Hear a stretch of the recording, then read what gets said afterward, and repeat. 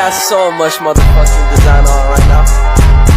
Break it down, bring it back, make it clap. I got 3 old thoughts, new block, wear that thing. Bitches on my line, and you know. Assalamualaikum warahmatullahi wabarakatuh. Kami dari kelompok 3 Kiai Haji Wahid Hasyim dengan saya Andre dan di samping saya Resti, saya Fika Rahmatulahnya, saya Adinda Puspitasari, saya Sylvie Nurdina, saya Ketut Rona, saya Dila Fitri, saya Nasya Fadila, saya Julia Eva. Di sini kami akan menjelaskan antropologi kampus dan konsep gender. yeay.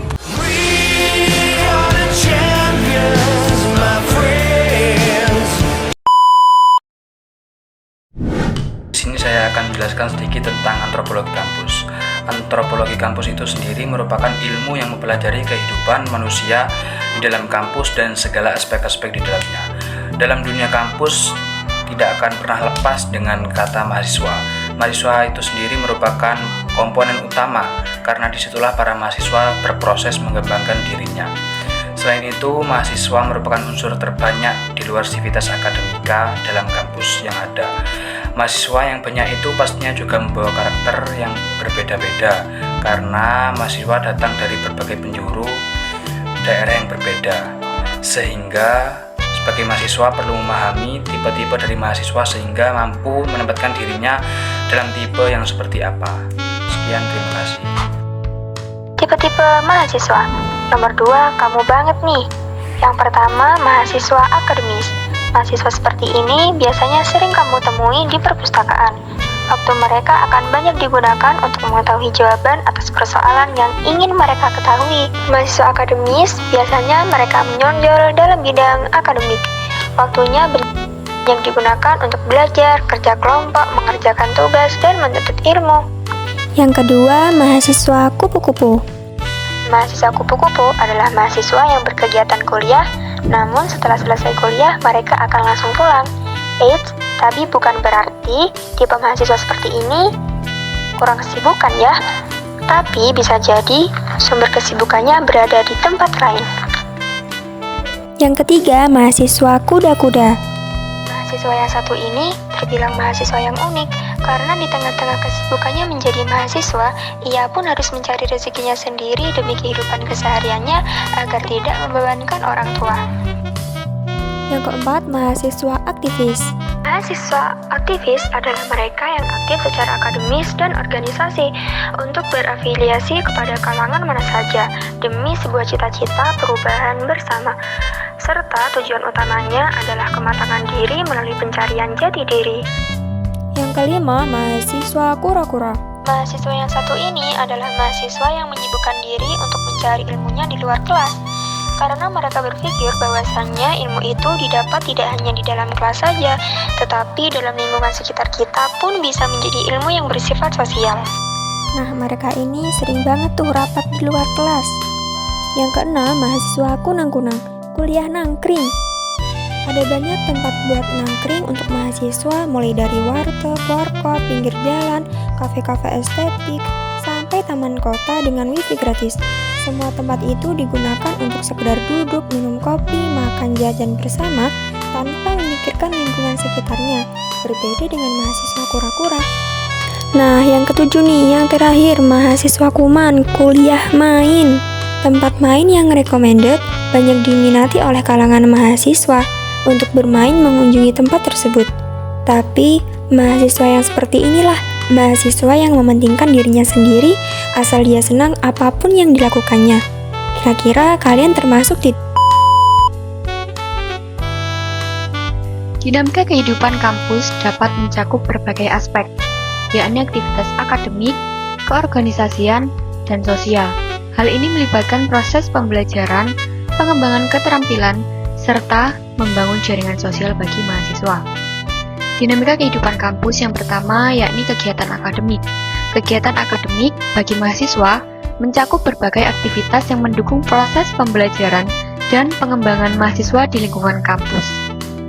Ada beberapa contoh kegiatan akademik, seperti yang pertama yakni seminar. adalah suatu pertemuan yang bersifat ilmiah untuk membahas suatu masalah tertentu dengan prasarana serta tanggapan melalui suatu diskusi untuk mendapatkan suatu keputusan bersama mengenai masalah yang diperbincangkan. Yang kedua yakni penelitian. Melalui penelitian, mahasiswa dapat mengeksplor aneka macam upaya pemecahan permasalahan dan juga wawasan mahasiswa bisa lebih berkembang melalui berbagai upaya menemukan alternatif solusi dengan memanfaatkan berita yang dapat digali melalui aneka macam sumber. Dan yang ketiga yakni literasi. Mahasiswa dapat menambah banyak wawasan dan juga meningkatkan kemampuan mahasiswa untuk lebih kritis dalam berpikir serta memahami informasi. Selanjutnya dinamika kehidupan kampus yang kedua, yakni organisasi. Organisasi dapat meningkatkan kualitas hidup di masa kuliah. Bergabung dengan organisasi dapat membantu mahasiswa mengisi waktu luang di masa kuliah dengan kegiatan yang bermanfaat. Dalam organisasi, mahasiswa juga dapat berperan aktif sebagai anggota tim, pemimpin atau mengelola suatu acara, dan membuat rencana kerja. Oleh karena itu, penting bagi mahasiswa untuk mengikuti organisasi yang sesuai dengan minat dan passion mereka. Dinamika kehidupan kampus yang terakhir yakni kegiatan sosial.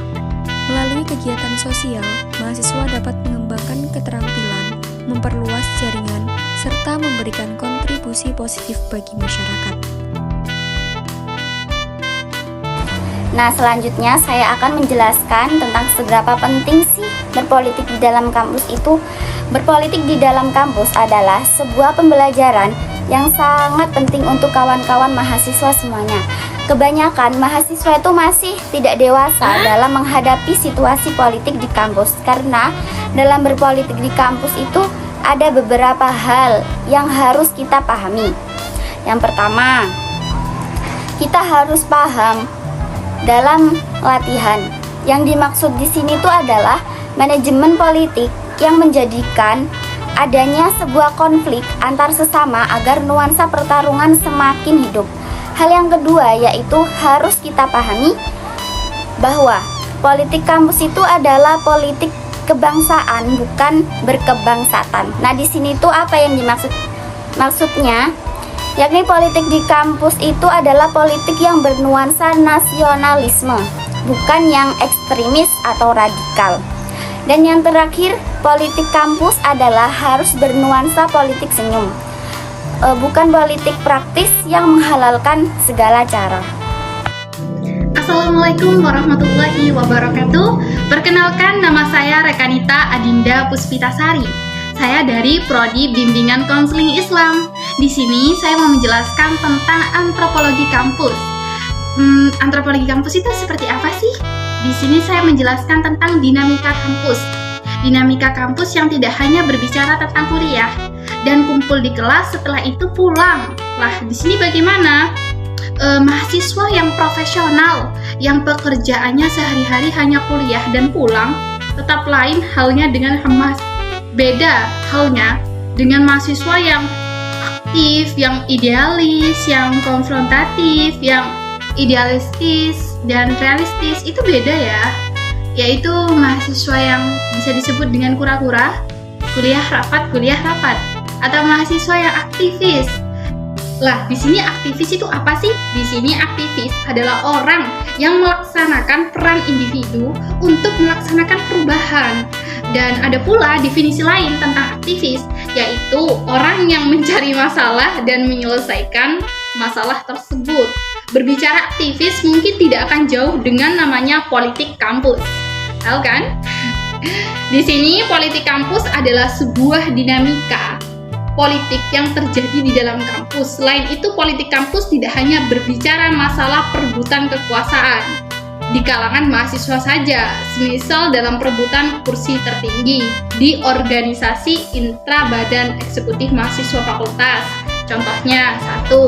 Terus ada organisasi DEMA, Dewan Eksekutif Mahasiswa, dan banyak lagi organisasi yang berada di intra kampus. Di sini, jika kita berbicara politik kampus di kalangan mahasiswa, tetap ada asas-asas yang harus dijunjung tinggi dalam berpolitik di kampus. Sekian penjelasan dari saya. Wassalamualaikum warahmatullahi wabarakatuh.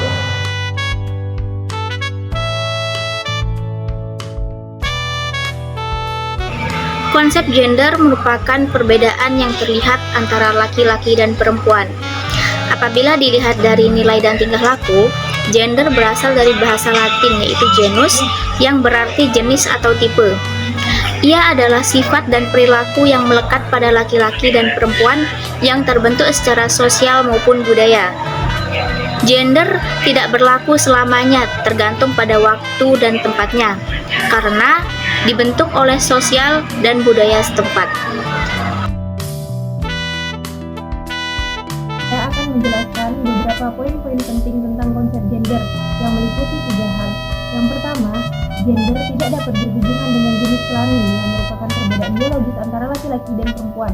Yang kedua, gender dapat berubah sesuai dengan perkembangan zaman, perbedaan antar wilayah, negara, atau bangsa. Terus yang ketiga, gender disebut juga jenis kelamin sosial karena dibentuk oleh masyarakat dan dapat berubah tergantung perbedaan budaya, kepercayaan, ekonomi, politik, dan lain sebagainya.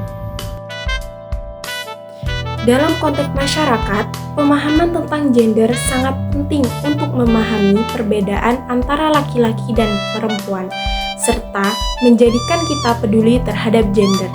Dengan memahami gender secara benar, masyarakat dapat menjadi masyarakat yang sadar akan gender dan berperan aktif dalam berbagai upaya untuk mewujudkan keadilan serta kesetaraan gender di masyarakat. Pentingnya mempelajari konsep gender adalah untuk memahami peran dan hak asasi manusia yang sama antara laki-laki dan perempuan, serta menghapus segala bentuk kekerasan, pelecehan, eksploitasi yang sering dialami oleh perempuan.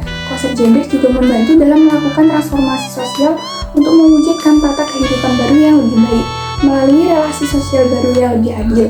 Selain itu, mempelajari gender juga membantu memahami bahwa gender adalah konstruksi sosial yang bisa berubah dan dipertukarkan, dan seks adalah bawaan dari lahir. Pendidikan gender juga penting dalam bidang pendidikan untuk mengatasi ketidakadilan antara laki-laki dan perempuan dalam mendapatkan kesempatan, hak, manfaat, dan akses yang sama sebagai manusia. Saya akan menjelaskan tentang perbedaan seks dan gender. Seks adalah perubahan biologis antara laki-laki dan perempuan yang dibawa sejak lahir. Sedangkan gender adalah perubahan karakteristik antara laki-laki dan perempuan yang dipengaruhi oleh lingkungan sekitar. Masyarakat mengkonstruksi bahwa gender dan seksualitas itu berbeda-beda, walaupun sesungguhnya seksualitas itu bersifat kodrati. Masyarakat dengan nilai dan budaya yang dianut dapat memberikan petunjuk dan larangan tentang bagaimana manusia menjalankan fungsi seksualitasnya.